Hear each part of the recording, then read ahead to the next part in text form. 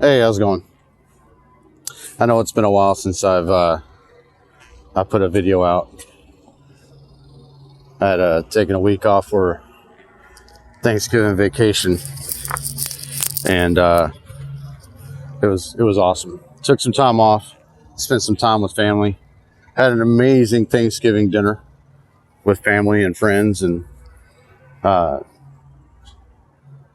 was just a good time. I needed some time off. So, to catch up on some things that have been happening, and I do apologize in advance. It's probably going to be a kind of a long video. Excuse me. There's a lot to catch up on. So as you can see, this is my new truck. Yeah, it's a T680. And the Freightliner that I had, even though it was an amazing truck, I really liked that truck. Had some issues. First off, for the Freightliner, it broke down on me in Texarkana just before Thanksgiving weekend. The week before Thanksgiving. It was my trip home, of course. So, broke down on me, and come to find out that it was deleted. I don't know what was deleted. I don't know what was altered. I wouldn't say that it was deleted. I think there was something that was altered, but it was deemed deleted, or is labeled as deleted.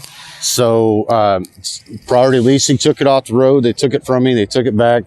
They said that they were gonna take it off the road.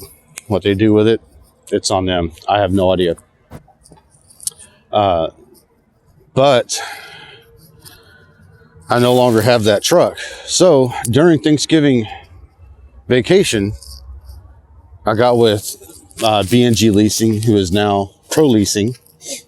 They called me up while I was on vacation and said, hey, we got a truck for you. Because I explained my situation. Last minute, had to get out of the truck, and kind of last minute, I needed to get into a truck. So Charlie over at Pro Leasing, aka B&G Leasing, I'll just call them Pro Leasing because that's what they are now. He called me up, and he was like, hey, I got a truck for you. It's in Tip City, Ohio.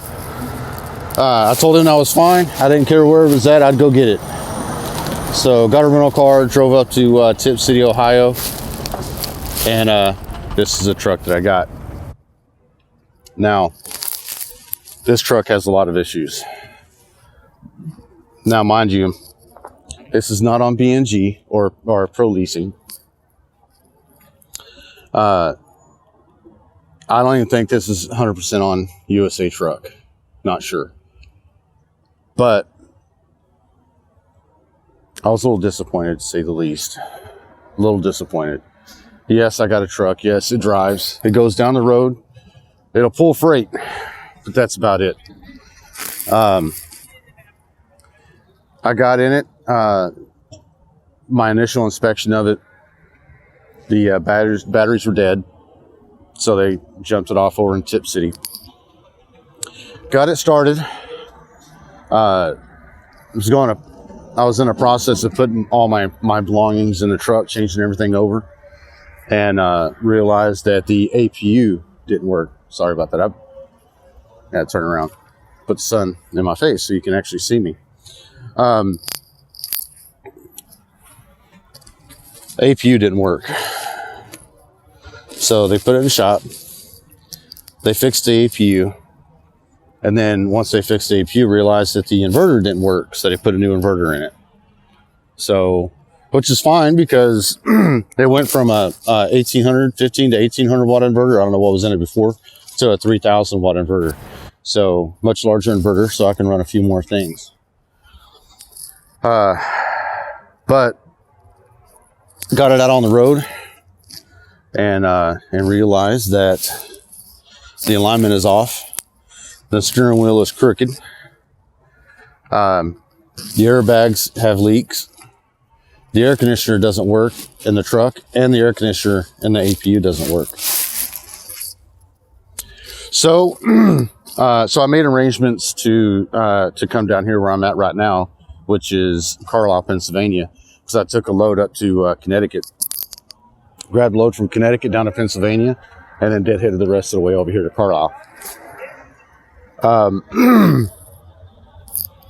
And most of the stuff, most of the things that are wrong with this truck are more nuances than anything else. It's still DOT legal. So I can't complain a whole lot.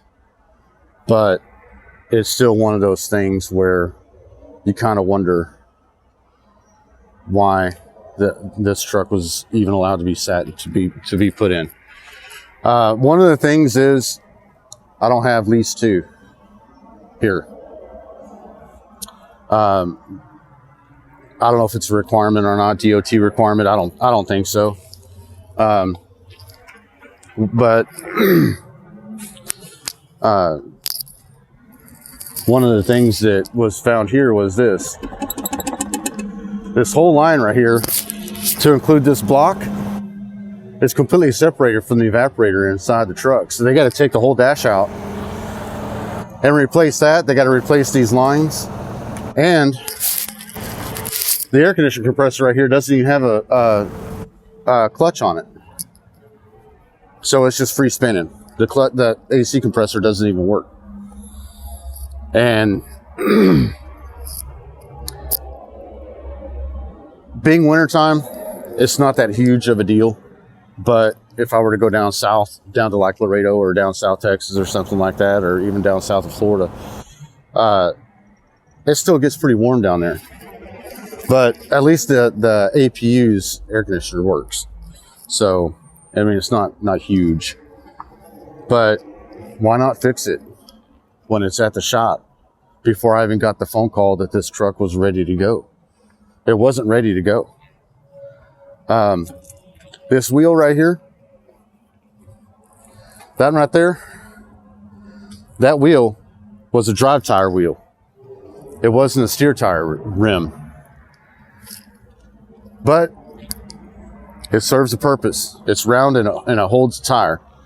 It holds air, it'll go down the road. But that's all that matters to USA Truck or to the mechanics.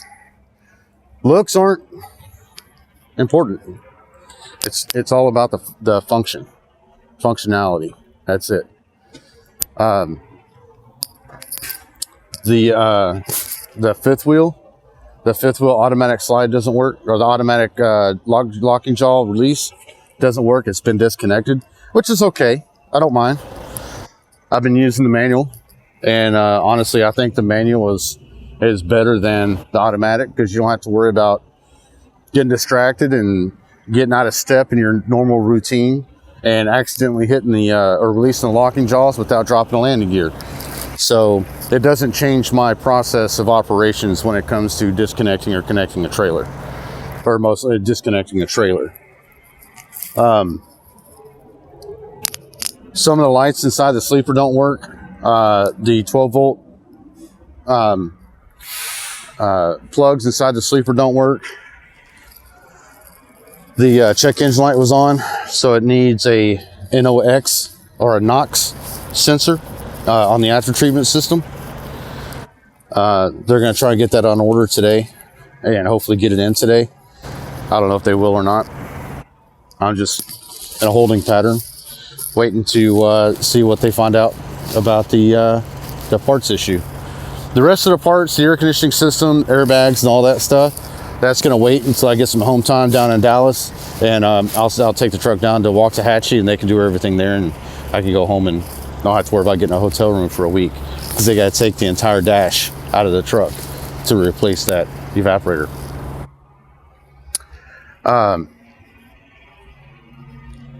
It does have brand new tires all the way around it, brand new steers, brand new drives, which is awesome. This thing actually rides really good, but it just doesn't pull worth a crap. But coming from that Freightliner that pulled like a freight train, of course, there's going to be a huge difference. This thing didn't even have IFTA stickers on it whenever I picked it up. I mean, come on now. They had to put the IFTA stickers on it before I could leave. So, but it's a good truck. I mean, it's comfortable. The bunk heater works great. No problems there. It's just the little things. And maybe, I don't know. Am I being too selfish? Am I complaining too much about having air conditioning? I don't know. It's just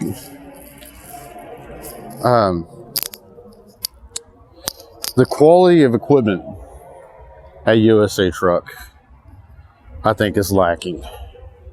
I think they can do better. I don't think the shop managers or the maintenance guys are doing a complete and full or thorough walk around of the equipment before they give it the okay to put a driver in it. But I guess where you want one thing, you have to give up another. If you want really good equipment, where a company spends a lot of money on equipment, the pay usually isn't all that great.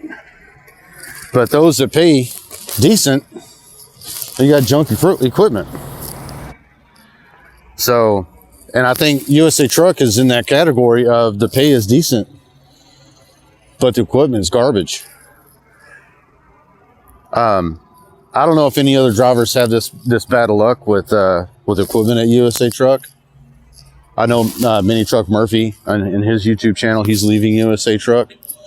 I know that he had some major issues, mostly with tire blowouts. I'm hoping I don't have that issue with brand new tires, but the drive tires are recaps. So,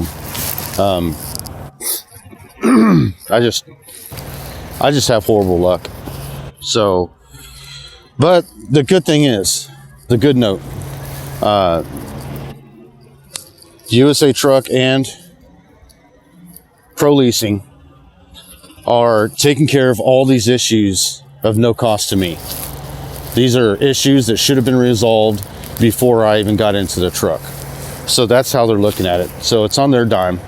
They're paying for it, which is good. At least they do that. You bring up something that should have been resolved before you got seated in that truck, they will take care of it. At least they have that going for them. But I wish I didn't have to be put in this situation to begin with. I should be able to get in a truck and go. It should be ready. Whenever somebody gives me the thumbs up, coming from the military, if I put a piece of equipment that's ready for use or ready for issue, and it's not, I get trouble. I get a lot of trouble because it's a safety thing. Even though these issues aren't safety related. Well, I guess it depends on how you look at it. If you got a tractor that doesn't have air conditioning and it's 100 degrees outside, that could be a safety issue because the driver can't get any quality sleep, and then he's forced to drive fatigue, and he goes out and kills somebody on the road because he fell asleep at the wheel. The driver gets in trouble. So I guess you could say it is kind of a safety issue, even though it's wintertime. There's still places in the United States that have temperatures above 85, 90 degrees. Down south of Laredo, for example, it's still hot down there, even at this time of the year.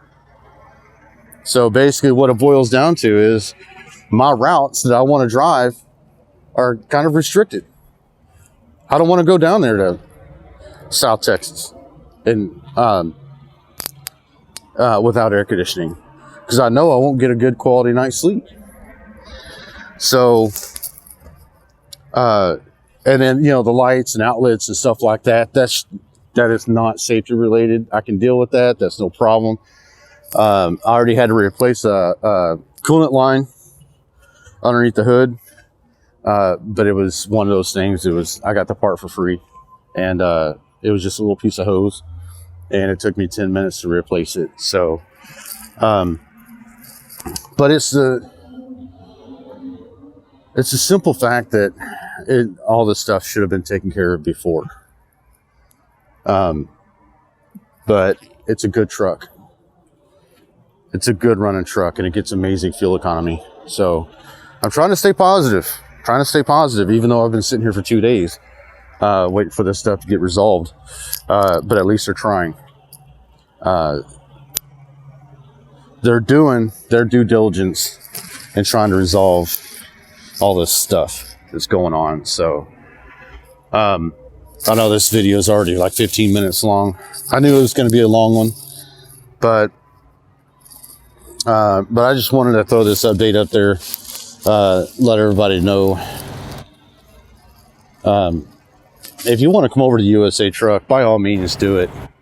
I mean, it's a good company. The way they run their load board for a company driver is amazing. You get the freedom to choose your own loads. You get the freedom to choose your own freight. You get the freedom to choose where you want to go. There's not a lot of companies out there that do that. It's forced dispatch. You go where I tell you to go. You drive when I tell you to drive. And that's that. If you don't like it, hit the road, Jack.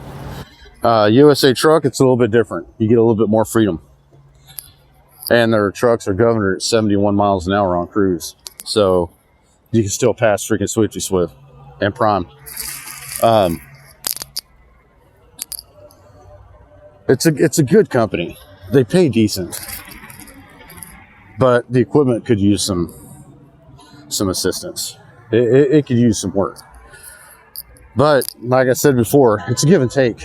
If you want something, you gotta give up something else. And I guess that's the way it goes. That's the way she goes. That's trucking, I guess is what they say. But I'll probably do an update here in a few days and let you guys know how things are going. And I'll probably put up another video after I get the air conditioning fixed and all that stuff. And hopefully things will get a little bit better. I just have horrible luck with equipment. The last 4 trucks that I've had have been garbage. Now, I'm not saying this one is. This one's starting out garbage, but it's like one of those polished turds kind of thing. I don't want it to be a turd, but I want it to at least function as it's supposed to. And on top of that, man, this is how I picked this thing up. This thing is dirty. Look at that. They didn't even wash it. But a clean truck doesn't get any better fuel economy. A clean truck doesn't increase your pay. It's just, it's nasty.